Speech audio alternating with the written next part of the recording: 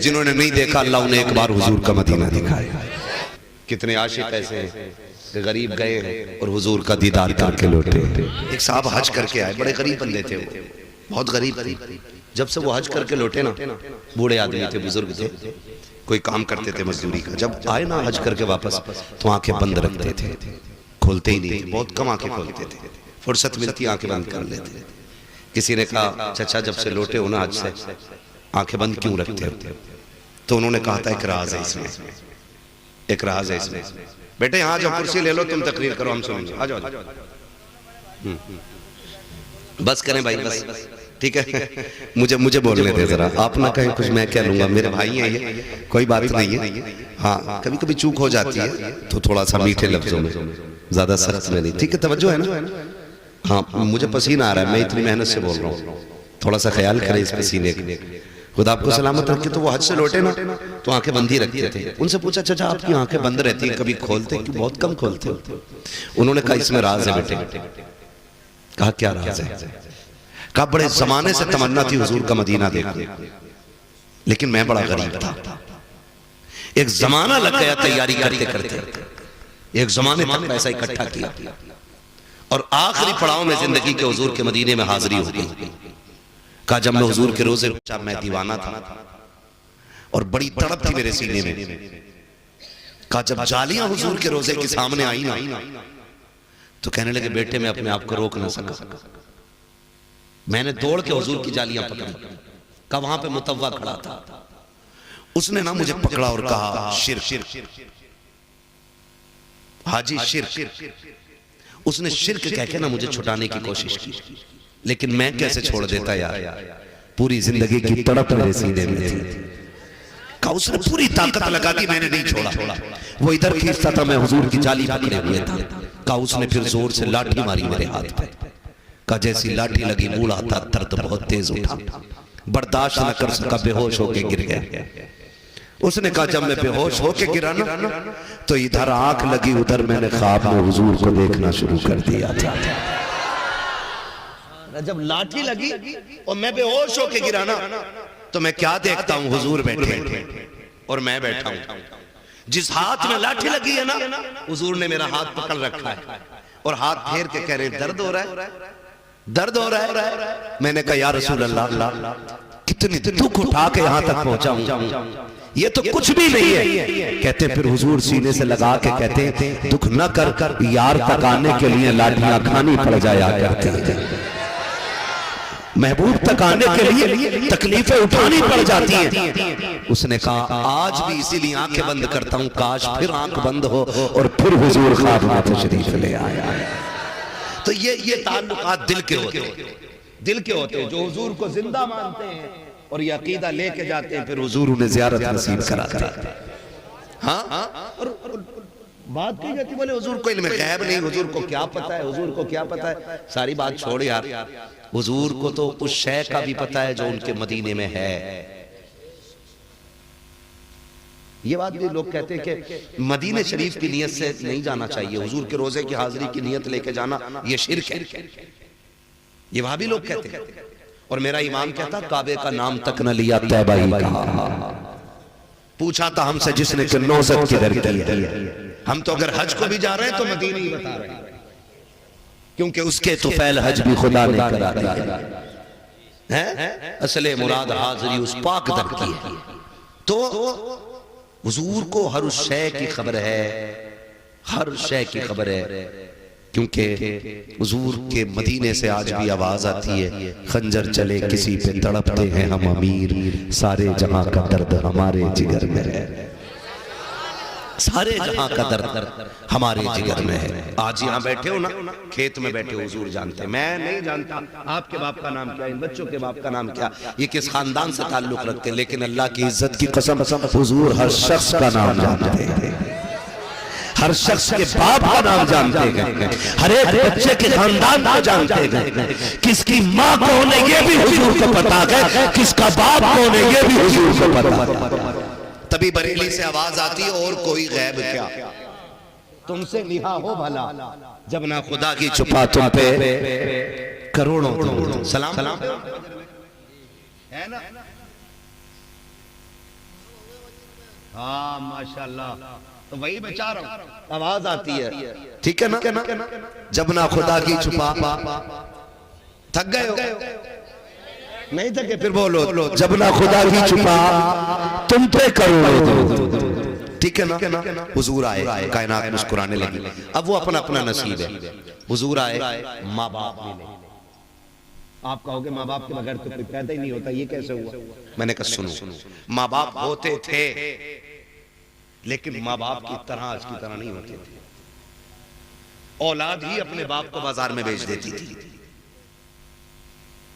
माँ बाप के इंतकाल के बाद, बाप के इंतकाल के बाद बच्चे अपने घर की नौकरानी बना लेते थे। हाँ, बेटे बांट लेते थे, कनीजों में माएँ दाखिल होती थी।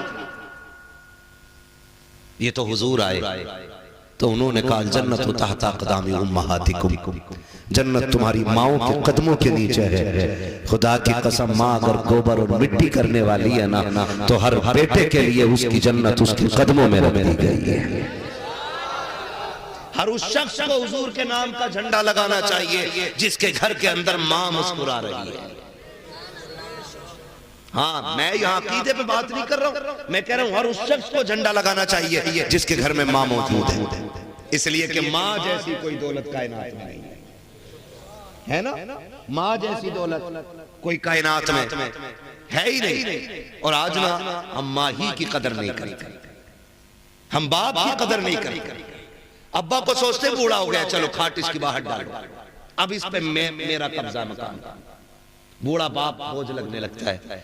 कभी ये मत समझना कि बाप मर जाएगा, मकान खाली हो जाएगा, फिर मौज करेंगे। जब घरों से बाप की चारपाई उठ जाती है ना, फिर घर घर नहीं रहते, घर कब्रिस्तान बन जाया करते हैं। ये बात मेरी याद रखना। एक एक नौजवान से कहना चाहता हूं, खुदारा अगर चाहते हो दुनिया और आखिरत बेहतर हो तो अपने माँ बाप की कदर करो। माँ बाप की कदर। बाप कितने साल पालता औलाद को?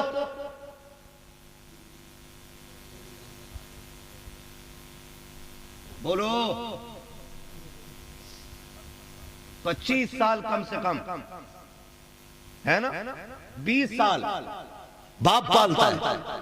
और यही बाप इस औलाद के कंधे पे जब आता है ना, तो इससे 2.5 साल नहीं पलता है। 2.5 साल इससे नहीं पलता है। कह रहा नहीं जी, दवा बड़ी महंगी है, यहां से ले लो मेडिकल, डॉक्टर की फीस मुश्किल है, यहीं से ले लो। नौजवानों, अगर बाप मांग ले तो बदन की खाल उतार के दे देना, खाल उतार के दे देना। इसलिए कि अगर खाल उतार के उसके पैर का जूता बना दो, तब भी उसके एहसान का बदला पूरा नहीं हो सकता। और याद रखिए, 2 लोगों को अल्लाह सजा दुनिया में ही देता है। कितने लोगों को? 2 लोगों को। 2 तरह के जुल्म करने वालों को सजा दुनिया में दे दी जाती है। नंबर 1, जुल्म करने वाले सजा दुनिया में ही पाए। कभी पड़ोसी पर सितम ना करना, कभी तंग ना करना पड़ोसी, वरना वो दिन आएगा कि खून के आंसू रोने पड़ेंगे। जितना सताओगे पड़ोसी को, उससे बुरे दिन तुम्हारी जिंदगी में आए। आज तो मजाल है, जिसके पास पावर है, जिसके 4 बेटे लट्टे चलाने वाले, वो तो फिर किसी से दबी नहीं रहे। वो कह रहा देख लूंगा, बोले अरे बुरा गुड्डू कट्टू पप्पू को आज लट है ना, आज कुछ भी कर ले, लेकिन एक दिन वो भी आएगा कि जिस दिन तेरी हड्डियां साथ छोड़ेंगे, तेरी कमर का दर्द बढ़ जाएगा, तेरी जबान नहीं खुलेगी पूरी तरह, तब तेरे बेटे भी तेरे साथ खड़े नहीं होंगे। आज इन्हीं बेटे के जोर पे ना गरीब को जीने नहीं दे रहा। कह रहा निकलना बंद कर दूंगा यहां से, निकलना है कि हवा में मेरे आगे निकले। ये ताने होते हमारे, किसी पे सितम न करना। जानते हो, मुझे बात याद आई, एक बादशाह था, उसका महल था, महल, बादशाह का महल। तो महल के एक कोने में ना अंदर को दब के थोड़ा सा एक बूढ़ी का झोंपड़ा था, बूढ़ी औरत का छप्पर। बादशाह चाहता था कि ये छप्पर हट जाए और मेरे महल की दीवार सीधी हो जाए, ये बादशाह चाहता था। और औरत भी बूढ़ी थी और बड़ी पक्की थी। उसने कहा जान दे दूंगी लेकिन हवेली नहीं छोड़ूंगी। का बुढ़िया इस छप्पर में क्या रखा? इससे बड़ी जमीन ले ले, हम बड़ा मकान बना देते हैं। उसने कहा नहीं, ये मेरे बुजुर्गों की यादगार है। आज कितने बेवकूफ है ना, जैसी अब्बा हमारे कह रहा मकान तोड़ो जल्दी से, नया बना, ये पेड़ काट दो, ये आंगन में अच्छा नहीं लग रहा। ओ बेवकूफ है वो लोग जो अपने बड़ों की यादें मिटा देते हैं। तुम नहीं जानते हो, जब बाप कब्रिस्तान में होता है ना, तो इसी पेड़ के साए में बैठ के उसके दामन की हवा का एहसास हुआ करता है। जिन दीवारों को बड़ी तेजी से गिरा देते हो ना, यही दीवारें अपने बुजुर्गों की ताकत का एहसास दिलाती हैं। इन्हीं हवेलियों को तोड़ने वाले पुराने लोगों की यादगार मिटाया ना करो, मिटाया न करो। अब्बा मरा नहीं, फौरन उसने कहा थोड़ी ने नहीं दे सकती, कहा तुझे बड़ा मकान दे दिया जाएगा, कहा बड़ा मकान तुम्हें मुबारक हो, मैं बड़ा मकान नहीं चाहती हूँ, मुझे मेरा छप्पर काफी है। सबने समझाया नहीं मानी, कहा क्यों नहीं छोड़ना चाहती। तब उसने कहा था कि इस मकान से मेरे बुजुर्गों की यादें जुड़ी है, इसके छप्पर में मेरे बाप की यादें है, इसकी दीवार में मेरे खानदान की यादें है। अगर ये छप्पर दीवारें चली गई तो मेरे बुजुर्गों की याद चली जाएगी। ये कह के वो इनकार करती रही। बादशाह इंतजार करने लगा।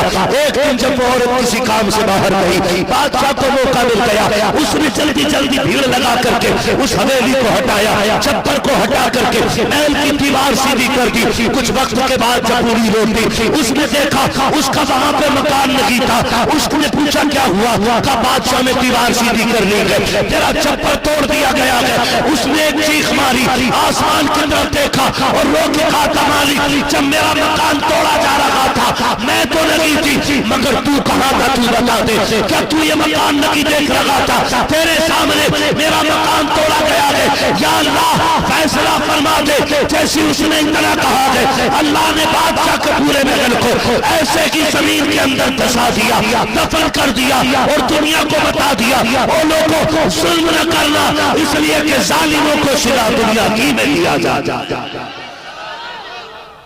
नंबर 1 जुल्म करना, जालिम को दुनिया में सजा दी जाती है। नंबर 2 माँ बाप के नाफरमान, इनको भी सजा दुनिया में ही दी जाती है। माँ बाप के नाफरमान, माँ बाप को तकलीफ देने वाले, माँ बाप को दुख देने वाले, ये दुनिया ही में सता के मरेंगे। ऐसे नहीं हो सकता कि आपने बाप पे लट फेरा और अपने बेटे को आईपीएस बना के तुम समझते हो तुम मर्सिडीज में घूमोगे। वो दिन नहीं, वो दिन जब तक नहीं आएगा कि तुम्हारा बेटा तुम पे चप्पल बजाए, उससे पहले तुम्हें मौत नहीं आने वाली है। इसलिए नौजवानों से कहना चाहता हूं, माँ बाप की इज्जत करो, माँ बाप की कदर करो। ये सबसे बड़ी दौलत है, ये सबसे बड़ी दौलत है। आप जानते हो ना नौजवान, आज ना बड़ी आसानी से कह देते अब्बा बड़ा खराब है, मौलाना जरा कभी अब्बा पे भी तकरीर कर। हाँ ऐसे भी लोग कहते अब्बा पे भी तकरीर कर दो, अब्बा बड़ा खराब है। याद रखिएगा, बाप कोई खराब नहीं होता है, बाप कोई खराब नहीं होता, खराब होती है हमारी सोच। क्या बाप इतना खराब है, मैं जमीन ही नहीं दे रहा, मैं मजदूरी कर रहा हूं, तो सुन वो मालिक है, शरीयत ने उसे हक दिया, वो बिल्कुल ना दे। आप कौन होते हो जबरदस्ती लेने वाले? आप कौन होते हो जबरदस्ती लेने वाले? बाप बाप होता है। और कह रहा जी अब्बा हमसे प्यार ही नहीं करते। कहा क्यों? कहा मुझे कुछ हो जाए तो अब्बा बैठा रहता, लेकिन अम्मा बहुत प्यार करती है। कहा क्यों? कि एकदम रोने लगती है अम्मा। याद रखो, माँ इसलिए जल्दी रोने लगती है क्योंकि उसका दिल नर्म होता है, और बाप इसलिए नहीं रोता क्योंकि वो घर का सुकून होता है, पिलर होता है एक फैमिली का। अगर वो टूटा तो परिवार टूट जाएगा। अगर वो भी रो दिया तो कोई तसल्ली देने वाला नहीं बचेगा। आप कैसे कह सकते हो आपका बाप प्यार नहीं करता है? ना आजमाया हो तो आजमा लेना। कभी आप काम से देर से वापस आओ तो अगर माँ बेचैन होती है तो नींद अब्बा को भी नहीं पड़ती है। वो भी बार बार पूछता आया ना अभी लड़ना, आया कि नहीं अभी लड़का, क्यों पूछ रहा है, इसे सो जाना चाहिए ना। खुदा की कसम बाप भी ना तुमसे माँ की तरह प्यार करता है। ये अलग बात है, वो तुम्हें रो के नहीं दिखाता कितना प्यार करता। जानते हो आप कितना प्यार करता? सिर्फ आंसू ही ये प्यार की जमानत नहीं होते, कुर्बानियां भी प्यार की जमानत होती है। कुर्बानियां जिनके लिए माँ बाप छोड़ देते हो ना, जिस दिन तेरी रीढ़ की हड्डी टूट गई ना, उसी दिन तलाक लेके निकल लेगी। हाँ एक अमीर ज़्यादा एक्सीडेंट हुआ, कमर की हड्डी टूटी, उसके हाथों ने काम करना छोड़ दिया, बीवी ने कहा तलाक दे, तुझसे अपने कपड़े नहीं पहने जाते, अब तू मुझे क्या रखेगा। उसने रो के कहा था, कई साल बीत गए, जब भी आंख खुलती है ना तो मेरे बिस्तर पे मुझे मां नजर आया करती है, मुझे बाप नजर आया करता है, इनके लिए माँ बाप छोड़ दिया आपने। अब बस कह रहा होश में रहना, मेरी बीवी से कुछ मत कह दे। हाँ, उसकी कोई गलती नहीं है, गलती सारी तुम्हारी है। बाप 22 साल पढ़ाते और बीवी एक रात में पढ़ा के पेटेंट कर देती है। मैं ये नहीं कहता कि अपनी बीवी का हक मारो, मैं ये नहीं कहता बीवियों को सताओ, मैं ये नहीं कहता किसी की बेटी की आंख में आंसू लाओ, लेकिन मैं ये कहता हूं कि बीवी का भी हक अदा करो और साथ में माँ बाप का भी हक अदा किया करो। माँ बाप का भी, कभी देखो सर्दी की रातें आए तो देखो, हाथ में लाठी लेकर के रोड पे तुम्हें बूढ़ा खड़ा मिलेगा, उससे पूछो क्यों खड़ा, कहेगा बेटा काम पे गया अभी तक नहीं आया। कितना प्यार करता है तुमसे। कुर्बानियां जानते हो इसकी कितनी है? कितने लोग स्कूल में पढ़े हुए हैं या पढ़ते हैं या पढ़ रहे, बताएंगे हाथ उठा के। हैं माशाल्लाह, आप लोगों ने, इतने लोगों ने स्कूल में पढ़ाई की है बस, है? चलो कोई बात नहीं, हम नहीं पढ़े तो इंशाल्लाह अपने बच्चों को पढ़ाएंगे इंशाल्लाह, वादा करो इंशाल्लाह बच्चों को पढ़ाइए। और एक नारा याद रखो, आधी रोटी खाएंगे, ये नारा याद होना चाहिए, आधी रोटी खाएंगे, बच्चों को पढ़ाएंगे, क्योंकि वो दौर नहीं है कि आप अपना हक बम बारूद और तलवार से लें, अब दौर कलम का आ गया, कलम का आ गया। आप लाख कोशिश कर लें आपकी बस्ती आगे बढ़ जाए, अगर जाहिर न होगे तो आगे नहीं बढ़ेगी। आप 1 लाख कोशिशें कर लेना कि आपकी बस्ती का नाम हिंदुस्तान के मशहूर कोनों में आ जाए, चाहो जितनी चाहो ताकत लगा लेना, अगर अनपढ़ रहोगे आगे नहीं बढ़ सकते हो। चाहो गारंटी है मेरी, अपने बच्चों को IAS बना दो, IPS बना दो, अगर बस्ती छोटी भी है हिंदुस्तान की बड़ी किताबों में नाम आएगा, हिंदुस्तान की बड़ी महफिलों में नाम आएगा। पता ये चला, कामयाब होने की होते हैं जो पैसे वाले होते हैं, कामयाब होने की होते हैं जो ताकत वाले होते हैं, कामयाब वो होते हैं जो तालीम वाले होते हैं, जो कलम वाले हुआ। इसलिए पढ़ाएंगे इंशाल्लाह। हाँ, जो नहीं पढ़ेंगे या तो मजदूरी करेंगे, और आगे तुम्हें मजदूरी नहीं मिलने वाली, ये भी लिख लो, आगे तुम्हें मजदूरी नहीं मिलने वाली। नाम पूछ के ना अब्दुल करीम के नहीं है जगह, नाम ज़ीशान नहीं है जगह, फिर क्या करोगे? चोरी, डकैती, या फिर भी खुदारा बदल दो अपने आप को। बच्चों को पढ़ाओ, बच्चों को पढ़ाओ, इसलिए कि जो चीज बम बारूद से हासिल नहीं की जा सकती वो कलम से हासिल की जा सकती है। और ये जो बहाने बनाते हैं ना, ये बहाने नहीं यार, ऐसा ना बता, मैं ना मुसलमान था इसलिए फेल कर दिया।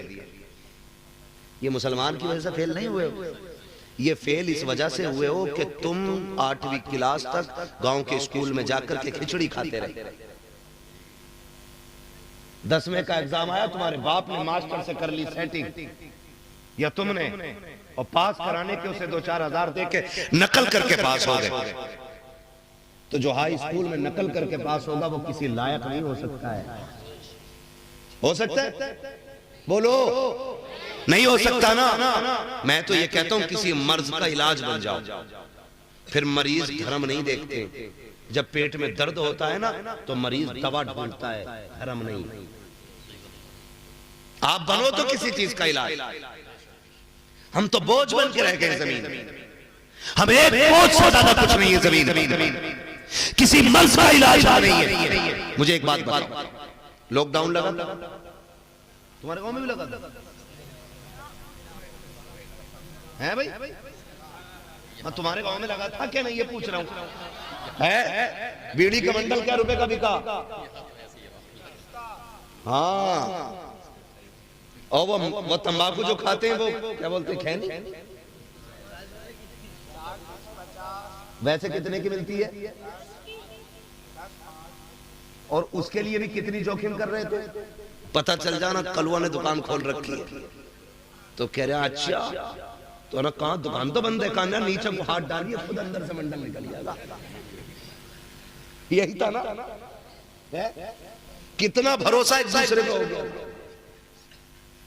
न लेने वाला देने वाले को देख पा रहा था, न देने वाला लेने वाले को देख पा रहा था। इतना भरोसा, 50 का नोट सरकाया अंदर, फैनी बाहर।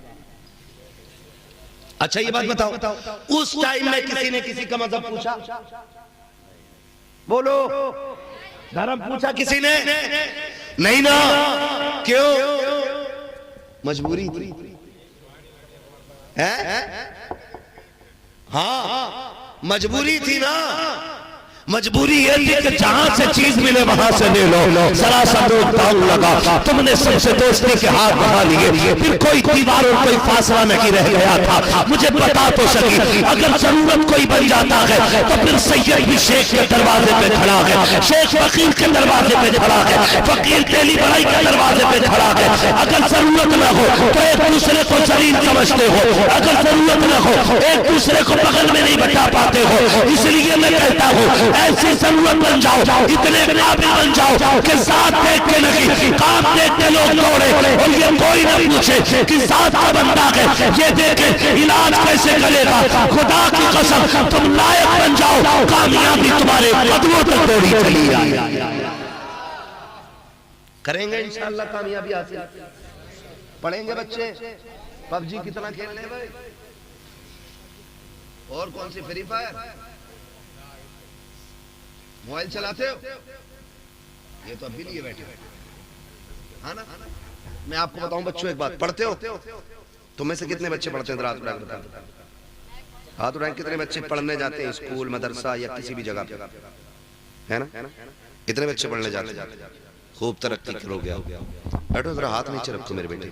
मैं जो नहीं पढ़ रहे ना उन बच्चों से मैं कहूंगा पढ़ो, आप पढ़ो। आज मोबाइल देखोगे कल भीख मांगोगे, आज पढ़ लो कल पूरी साइंस तुम्हारी ठोकरों में रहेगी। पढ़ो आप।